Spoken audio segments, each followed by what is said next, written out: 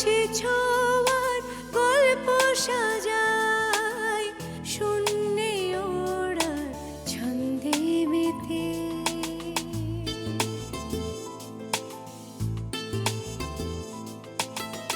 আকাশে যে অসীমের ঠিকানায় সে যেন শুধু দৃশ্য সাজায় যত গল্প ধাঁধায় হাত বাড়ালে বুঝি কেউ নেই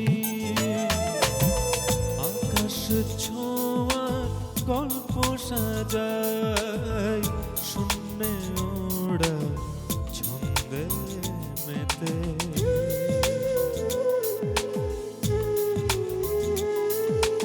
ধাওন্ত তোমার গতি ছুটে চলে অবিচল আমার আঙিনা প্রজাপতি চঞ্চল উড়ে উড়ে যায় কত অলি গলি অবিরত যত কল্প ধাঁধায় মন পাড়ালে বুঝি কেউ নেই আকাশে ছোঁয়ার গল্প সাজাই শূন্যে ওড়ার ছন্দে মেতে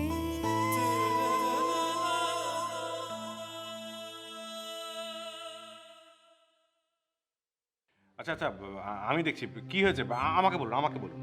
কোনো দরকার নেই সুভাষ, ও কোনো কিছু বোঝার মতো মানুষই না। এই মুখ সামলে কথা বলেন। তুমি তোমার মুখ সামলাও, যাও আমাদের ঘর থেকে। অনু, তুমি এভাবে কেন বলছো? থামো। শোনো, এ ঘরে 6 জন কেন 50 জন থাকবে। কারো যদি কিছু করার থাকে করুক গে। ঠিক আছে, আমিও দেখে নিব। আমি যদি তোমাদেরকে এই ঘর থেকে যেটিয়ে বিদায় না করছি তাহলে আমার নামও কঙ্গনা না।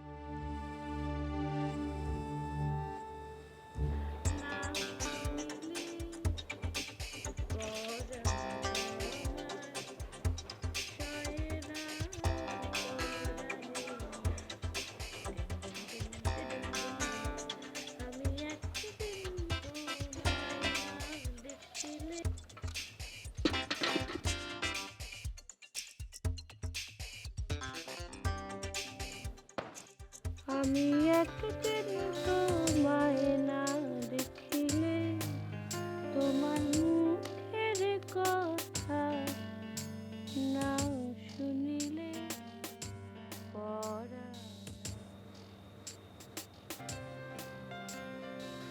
কি হলো? আপনি স্নান করার আগে তেল লাগাচ্ছেন যে? স্নানের আগেই তো তেল মাখাতে হয়। স্নানের আধা ঘন্টা আগে শরীরে মাথায় সব জায়গায় তেল মাখাতে হয়, তারপর স্নান করে লোশন লাগাতে হয়। তাই তুমি জানো না? আরে শোনো না, আমার পিঠে একটু তেল দিয়ে দিবে। হ্যাঁ হ্যাঁ, দিয়ে দাও না, দেখো না। আমি তো স্নান করেছি, আমি এখন কিভাবে? দেখো আমি তো নাগাল পাচ্ছি না, দিয়ে দাও না। না আমি পারবো না। তোমাকে নিয়ে কিচ্ছু হবে না জানো। ভেবেছিলাম তোমাকে নিয়ে বের হব, তুমি তো আমার সাথে ওপেন হতে পারছো না, ছেলেদের সাথে কিভাবে হবে? ছেলেদের সাথে মানে? ছেলেরা মানে, এসো তোমাকে বোঝাই। এসো।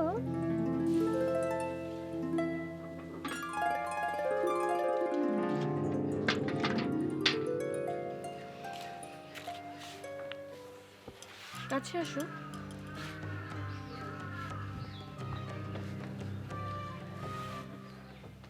ওই যে ওই দিন আমি যে দুটো ছেলেকে ঝাড়ি মেরেছিলাম মনে আছে?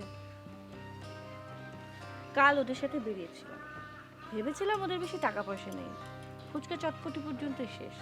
কিন্তু জানো, ওরা কিন্তু অনেক মালদার পার্টি। ওদের মধ্যে একজনের লঞ্চ আছে। ওরা কি বলেছে জানো? আমরা দুজন যদি চাই আমাদেরকে লঞ্চে বেড়াতে নিয়ে যাবে। একবার ভাবো, এত বড় একটা লঞ্চ, তার মধ্যে আমরা 4 জন মানুষ, গান বাজনা হচ্ছে, খাওয়া দাওয়া হচ্ছে, ঢেউ বাতাস। আহ, তুমি যাবে? চিনি না জানি না, এমন দুটো ছেলের সাথে লঞ্চে কেন বেড়াতে যেতে হবে? চিনো না জানো না, চেনার ব্যবস্থা হবে।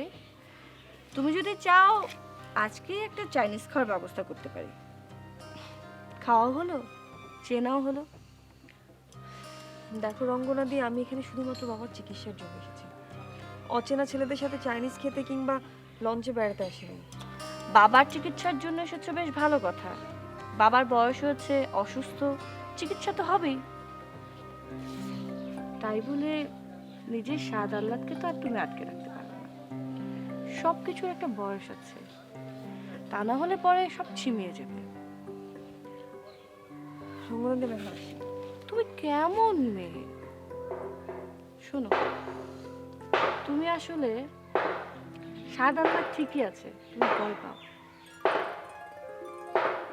ভুল বলবো, আমার সাহস আছে, কিন্তু আমার তত সাদা লোক নেই।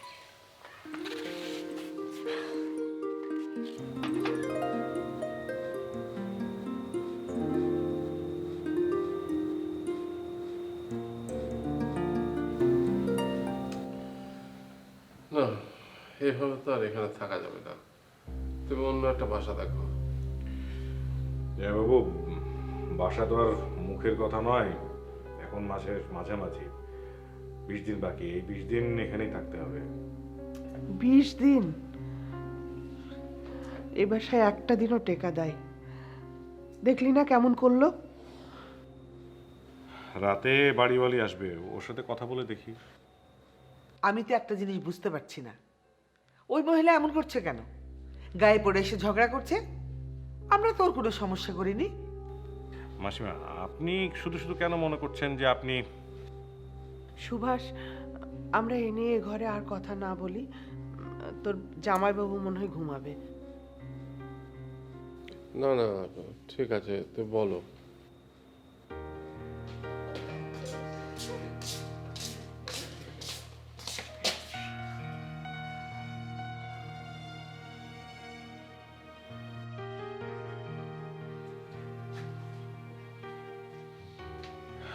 বলার আর কিছু নেই জামাইবাবু, আমি বাড়ি খুঁজবো।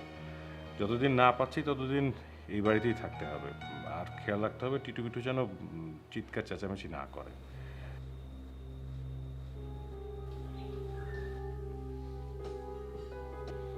বুঝেছি।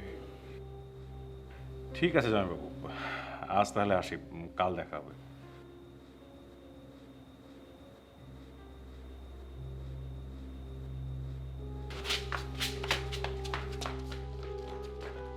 ও, রাতে তো আবার আসতে হবে বাড়ি বাড়ি। আচ্ছা ঠিক আছে, আসি। বৌমা, আমি দরজাটা লাগিয়ে আসি।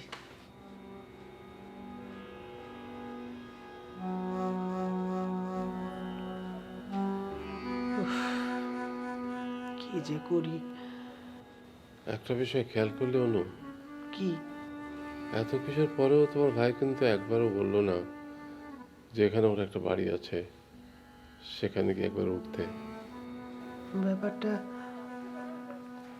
আসলেই কষ্ট পাওয়ার মতো, কিন্তু নিশ্চয়ই কোনো সমস্যা আছে, না হলে ঠিকই নিয়ে যেত। হুম। কি আমার ভাই কি কম করছে তোমার জন্য? অফিস কামাই করে এখানে পড়ে আছে, যা লাগছে সবই তো করছে। সব না, অর্ধেক। বাকিটা আমার দীপা মা করছে। হ্যাঁ, ওরা দুজন মিলেই পুরোটা করছে, আর আমি তো... এই দেখো, কথা আবার অন্যদিকে ঘুরিয়ে নিয়ে যাচ্ছে। আর তুমিই তো আমার সব।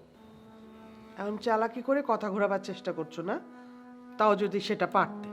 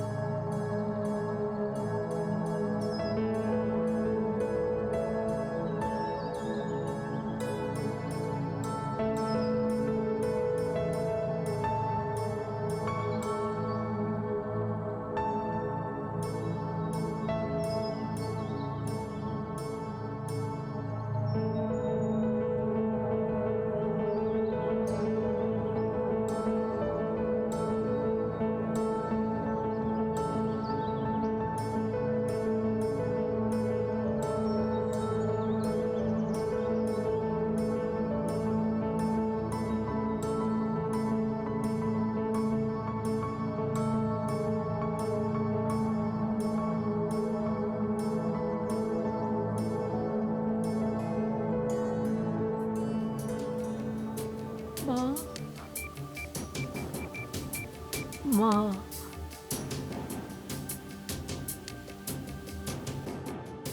মা, কি অপরাধ আমার? আজ এত নিষ্ঠুর কেন মা?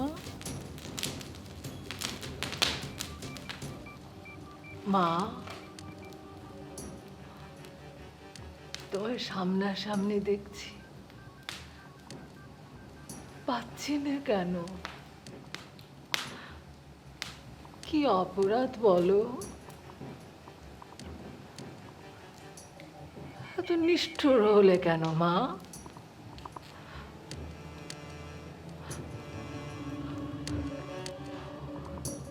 ওম কৃতম কপলানিয়া নমো। ওম কপালেশ্বরী শিবা। ওম হ্রিম শ্রীম।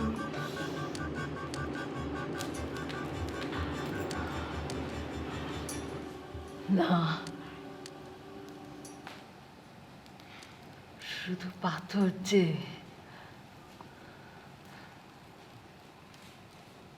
কম্পন কোথায়? স্পন্দন কই?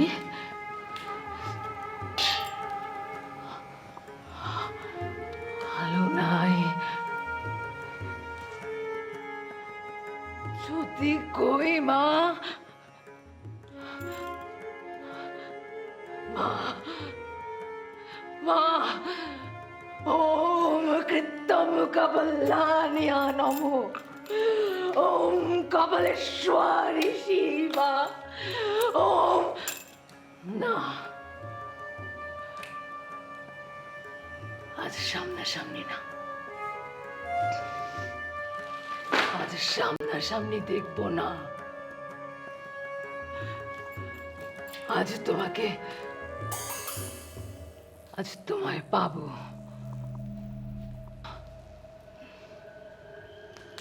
আজ তোমায় পাবো।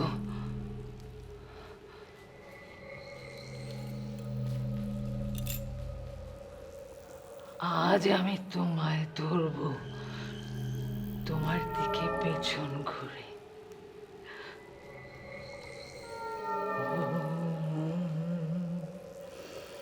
কৃতম কপলানিয়া নমো। ওম কপালেশ্বরী শিবা।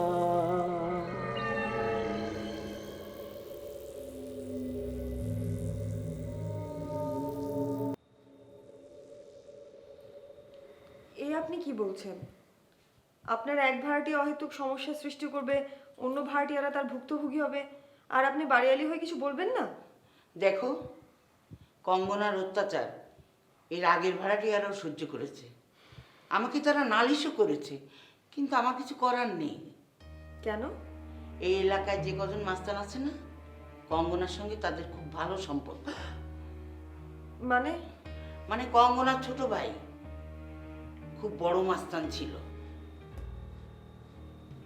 এই তো এই বছর 2 আগে ওই পেট্রোল পাম্পের ওখানে খুন হয়ে যায়।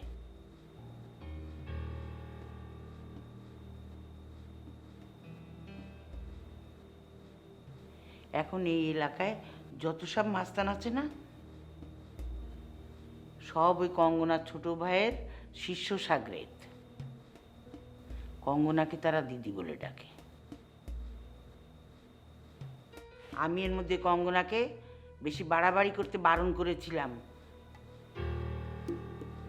তাতে আমার বাড়ির পরে এসে ওই শিষ্য সাগরেদরা বাড়াবাড়ি করলো। আমি ডিভোর্সি,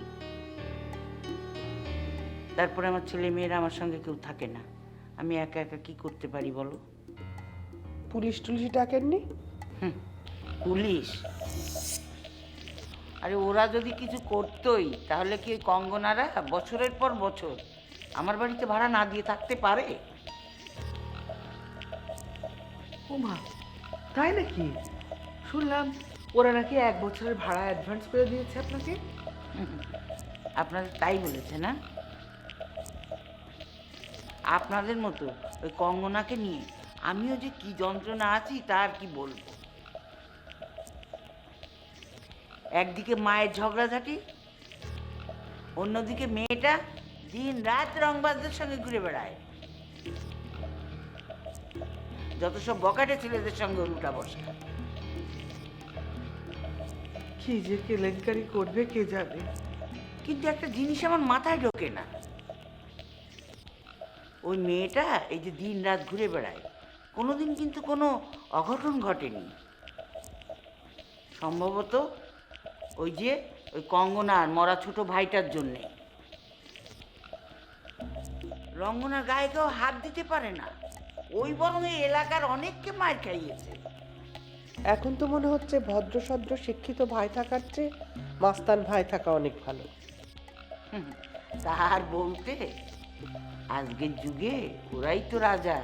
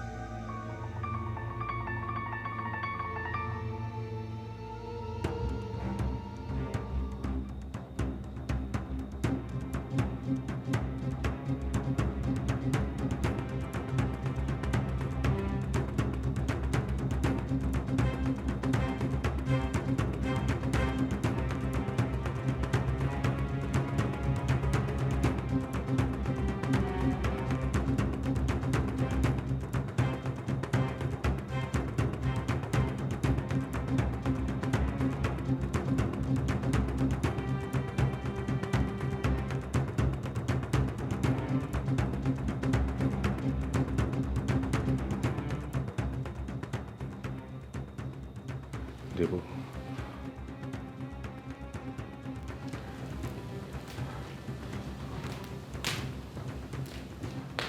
দেবু,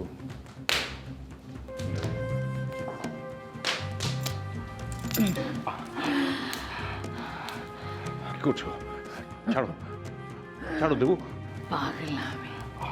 পাগলামি করছি। আমার ভালো লাগছে না, ছাড়ো, ছাড়ো। আজ মা আমাকে ছুটি দিয়েছেন, মানুষকে, তাই আমি আজ কোনো ছুটি